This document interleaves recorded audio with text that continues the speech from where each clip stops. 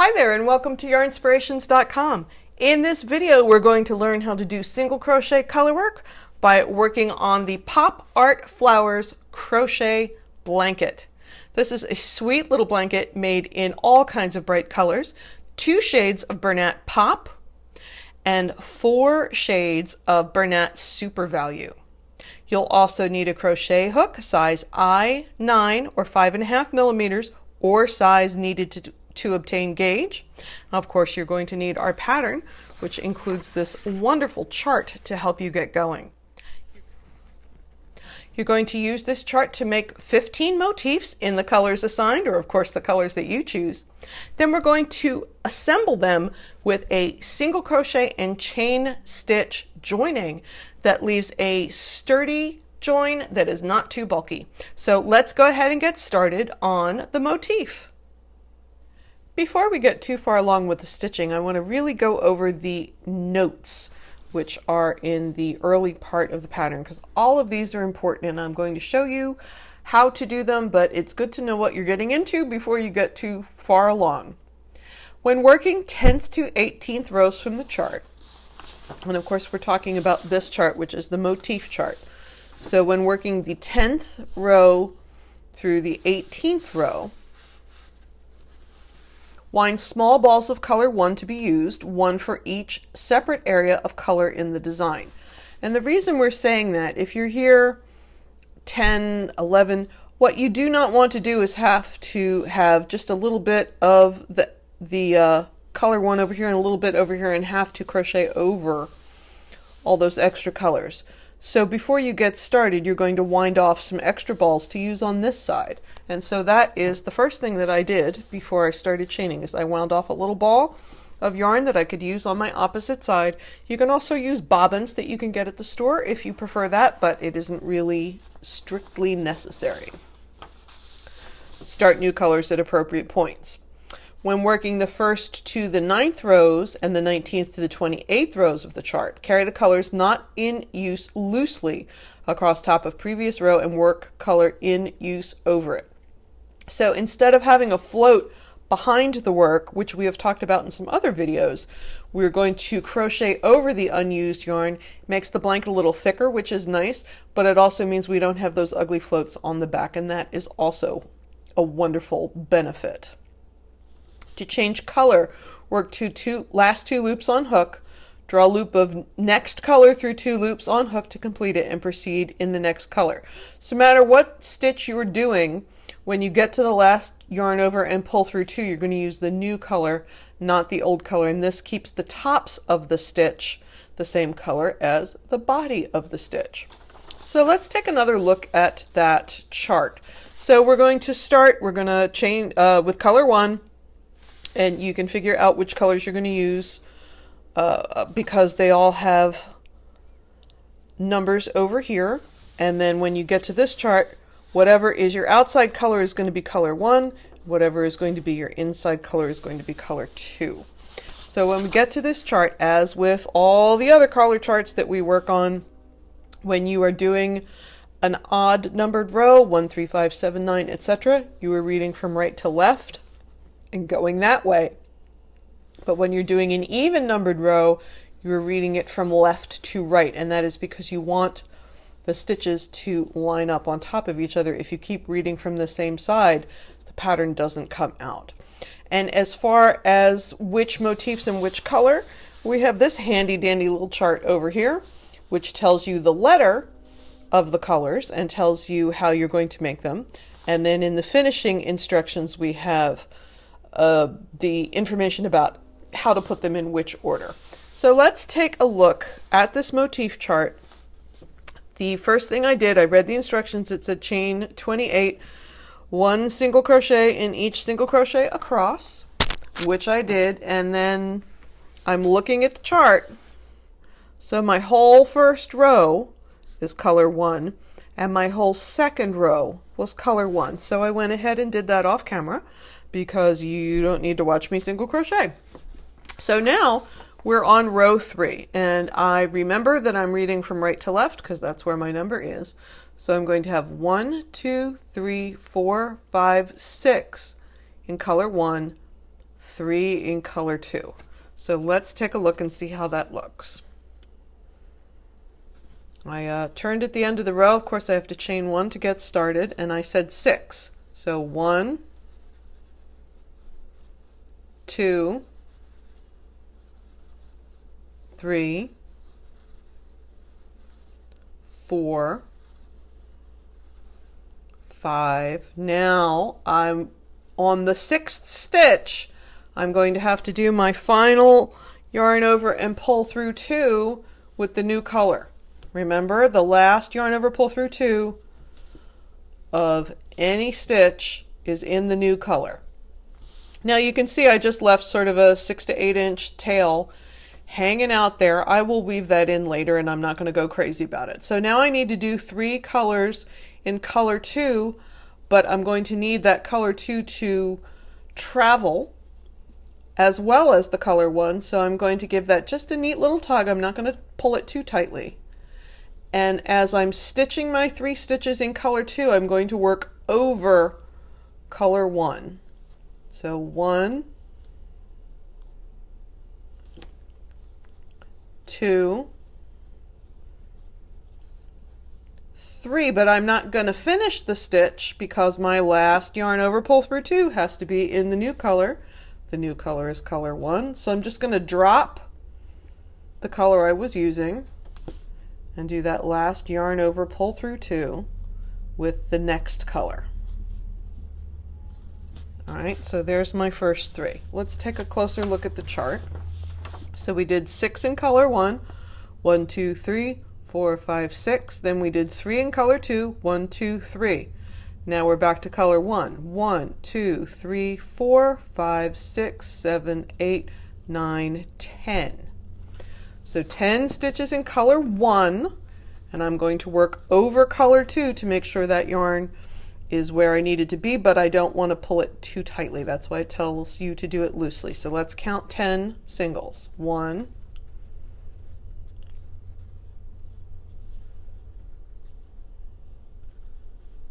2,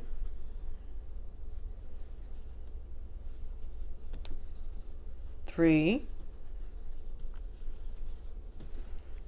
4, 5, 6, 7, 8, 9, and for my 10th, I'm going to begin the stitch with the color that I'm using. I'm going to drop it and I'll pull the new color up. So, can you see the other color a little bit? Yeah, you can. But it's fine. It's not detracting from the design at all because the design is multicolored. It's just how it is. It's not going to detract for your design. Now I have to do 1, 2, 3 in color 2, and then I should have 1, 2, 3, 4, 5 left. So let's see if I was able to count. So now I'm going to work over color 1. So 1, 2, 3. And I should have, oops, on my 3rd stitch, I'm going to yarn over and pull through 2 with the new color. I should have 5 left. 1, 2, 3, 4, 5. Now, do I have to stitch over the color 2 all the way over and all the way back? No, I do not. I can just leave it hanging because I'm not going to need it on the edge. So I'm going to go ahead and single crochet to the end.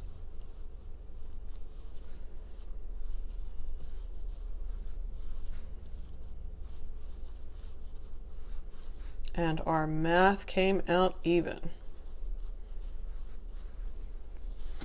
So there is, it is the 3rd row of the chart, but it is the 1st row in which we have some color work. So now for the 4th row, we're going to start on this end and count and go in that direction. Now, some people like to highlight the row that they're going to work on.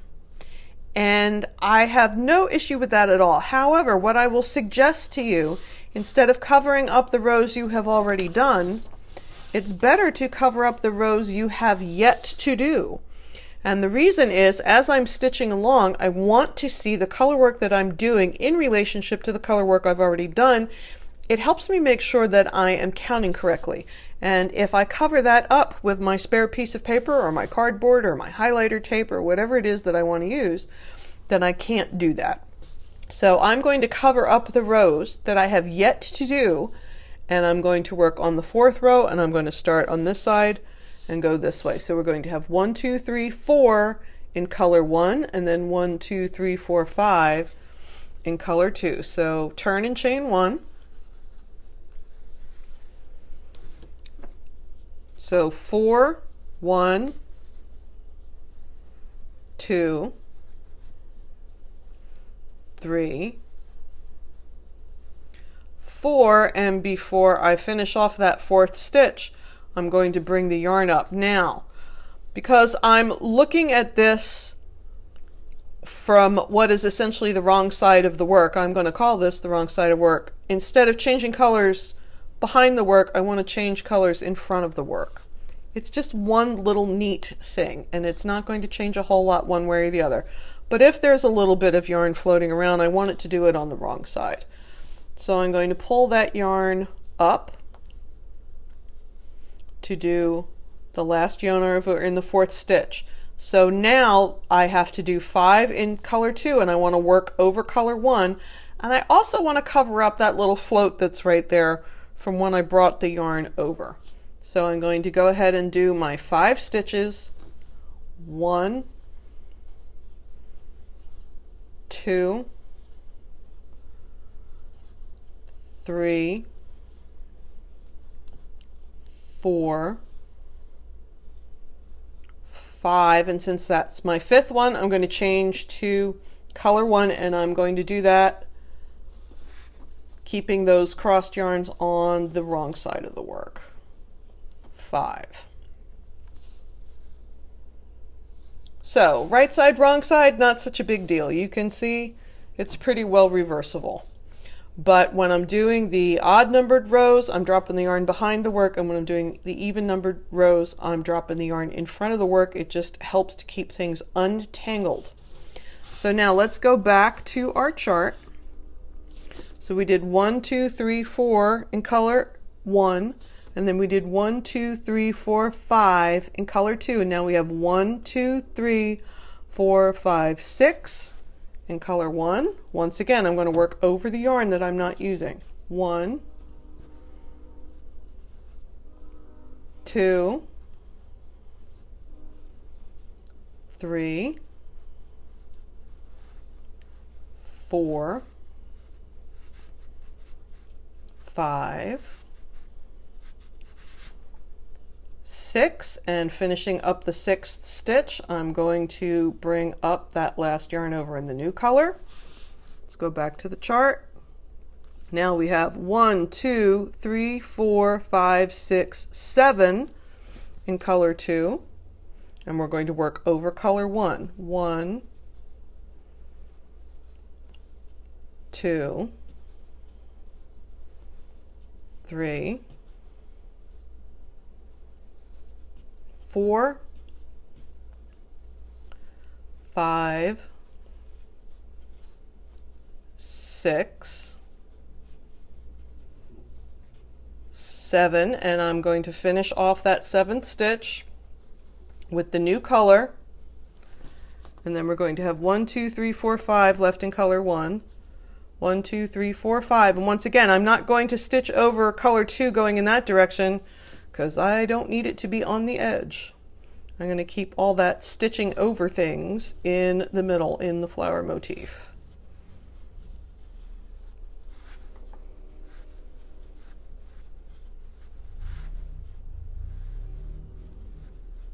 Okay, turn at the end of the row and chain 1.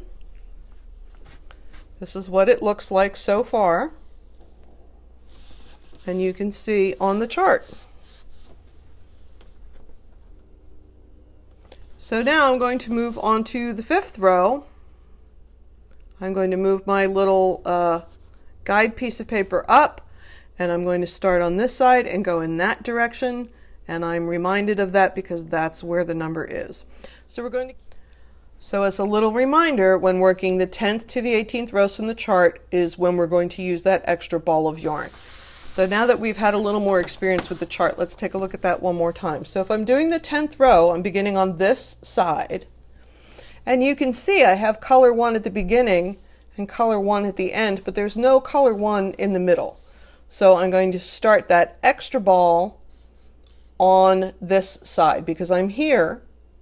So at the end of the 9th row, I was going in this direction. I had 2 single crochets in color 1, turned and chain 1, and I did 1, 2, 3 in color 1, and then I switched to color 2, and I'm going to go all the way across here. When I get over to here is when I'm going to add that new ball, my new little ball of yarn in color 1, and I'm going to add it just the way I added color 2 the first time around. I'm just going to pull up a little fold and crochet, leaving a tail about 6 to 8 inches long because I can weave that in later. Once I get up to row 19, let's double check. Right, the 10th row to the 18th rows is when we think that that extra ball of yarn is going to be useful. So once I get back up to 19, which is up here, then I'm going to, because now I have colors in the middle, I'm going to go ahead and track the yarn back and forth in the same way that we did for the first couple of rows. So here I am at the end of the 9th row. You can see I have been cruising along with my color changes, making very certain to use the last yarn over of the old stitch in the new color. And here is the right side of the work. And here is the wrong side of the work, and as you can see, there's almost no difference. I want to be clear that when I was talking about twisting your yarns on the wrong side of the work, I just meant to twist them in the way that makes it easy to grab the one you want to work with. It is not like knitting where you physically have to twist the yarn or you get holes and gaps. This is crochet. If you're a knitter too, don't worry about in which direction the yarns twist around each other in order to keep going, because you won't drop stitches or have gaps like you might in knitting.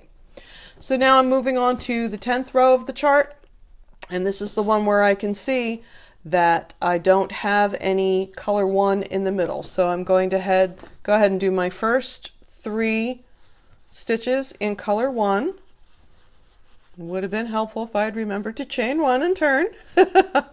1,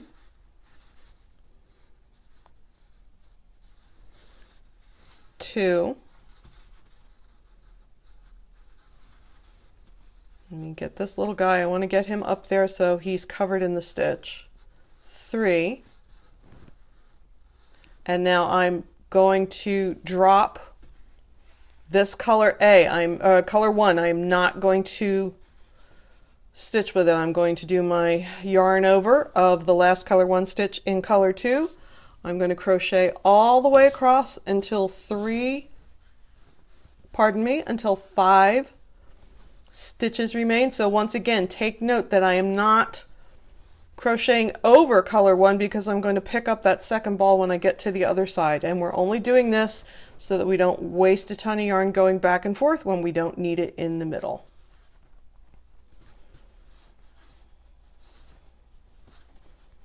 Now I could count and see how many stitches of this color 2 that I'm doing, but I could also just look at the chart and see that I'm going to keep going until 5 are left, and for me that's easier than trying to count how many stitches were actually in the middle. If I have 5 in color 1 left, then that's how far I'm going to go.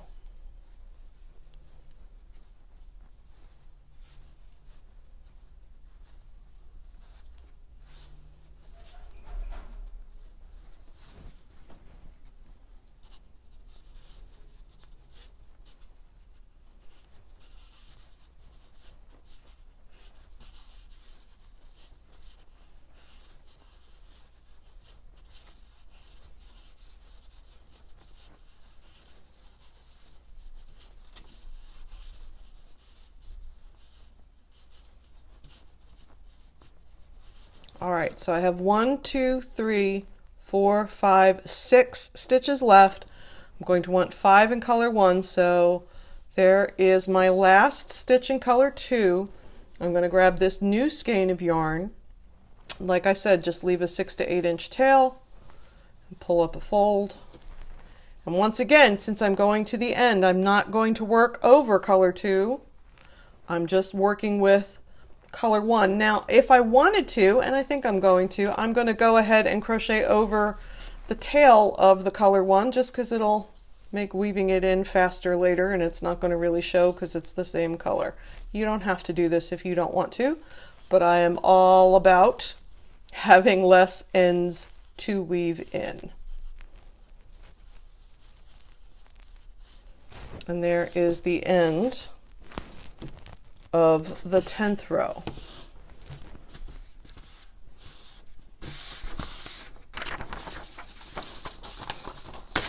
So going back to the note on the chart,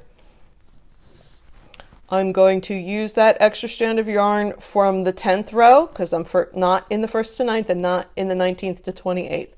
So I'm going to use it from the 10th row to the 18th row.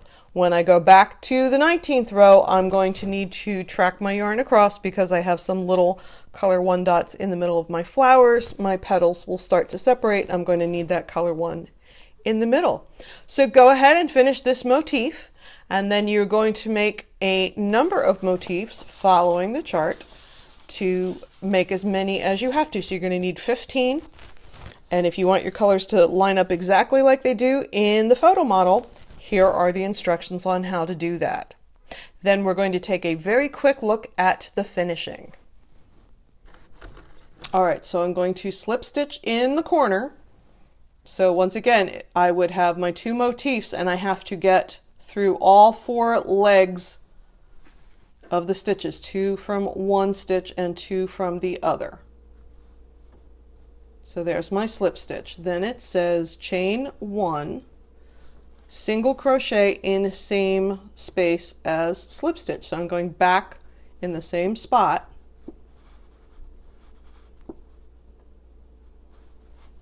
Once again, making sure to go under all 4 legs of the stitch and not catch anything else, and single crochet. So there's my single crochet. Then we're going to chain 2, skip 2 single crochets, and single crochet in next single crochet, working through, as always, both thicknesses. So I chained 2. I'm going to skip 2 stitches in the front and 2 stitches in the back, and I'm going to join through both thicknesses under the single crochet. And again, because I'm sort of cheating here and using a half-finished motif, you're seeing things in 2 colors, but you will notice that each motif begins and ends with a solid row. So once again, chain 2, skip 2 here, skip 2 there, and we're going to do that all the way across till we get to that final corner stitch. Put a single crochet there through both thicknesses and end that off. So once we get all the strips made by joining the blocks together, then we're going to use this same technique and join each strip together. So we will join all the blocks together first, and then we will join the strips together. So you have 3 seams, but it'll be the same thing. It'll be single crochet, chain 2, single crochet. And the reason we're doing that way, it makes a much less bulky seam. If you are single crocheting 2 motifs together like this that are single crochet motifs, so they're relatively thick, if you just go ahead and single crochet across in every single stitch, you're going to have a heavy bulky seam. So doing it this way with the skips and the chains, you don't have any big gaps because the chains are filling in, but you also don't have such a thick bulky seam that it's unattractive. Let me turn this the other way. So this is what you will see on the right side of the work. Right? So no big ugly holes or gaps, but also not such a bulky seam that it's unattractive. At the end of all this, when you have the blanket entirely assembled, you're going to join A with a slip stitch in the corner, and you're going to single crochet all the way around the whole ball game. You're going to put 3 single crochets in each corner, and then you will have 2 more rounds of single crochet in different colors, and that will give you a nice single crochet border around the whole thing. So I hope you enjoyed making the Pop Art Flowers crochet blanket. It's a great project because it's really portable right up until the point where you have to join all those motifs together, and it's fun to follow the chart, and it's especially fun to use Bernat Pop and see those color changes as you're stitching along. Thanks so much for joining us. We look forward to seeing you again real soon.